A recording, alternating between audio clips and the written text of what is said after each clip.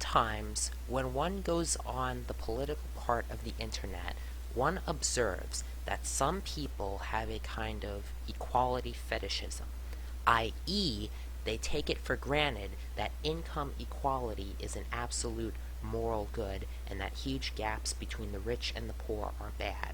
In this video, I wish to make a case that there is nothing wrong with wealth inequality and that a gap between the rich and the poor is not a bad thing.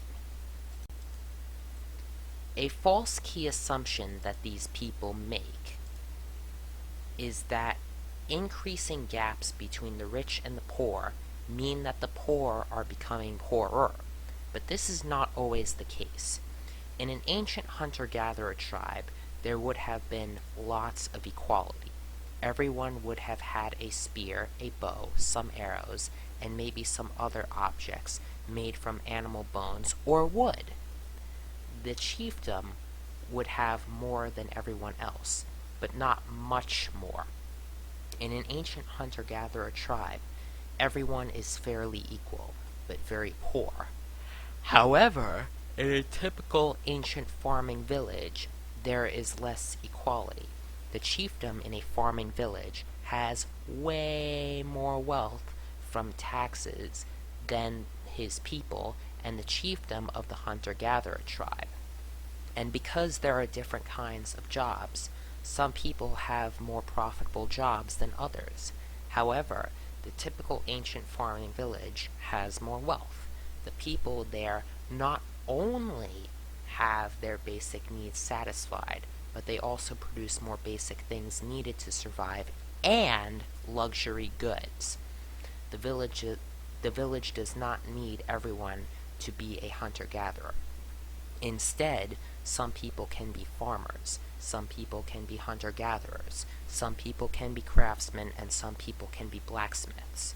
Diversification of jobs causes production of more valuable stuff. More valuable stuff equals more wealth. In the less equal village, the rich get a bigger cut, but the amount of wealth left over for the poor is bigger than in the hunter-gatherer tribe, where there is more equality. Another argument against income equality fetishism is that if the rich get richer, it will trickle down in the form of new innovations in different areas of life. Catherine the Great of Russia was famous for being a patron of the arts, education, literature, and philosophy.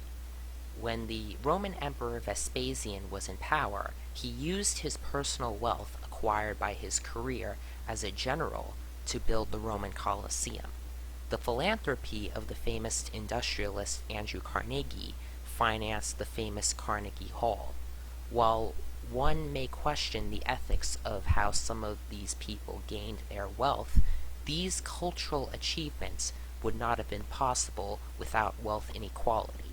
If the money needed for these things were evenly distributed in more hands, it would have been harder to pull the money together to finance these things. The final thing wrong with income equality fetishism is that the people who push for it often make the mistake of thinking that wealth equals political power. That is, they push a narrative that the rich control the state using their money.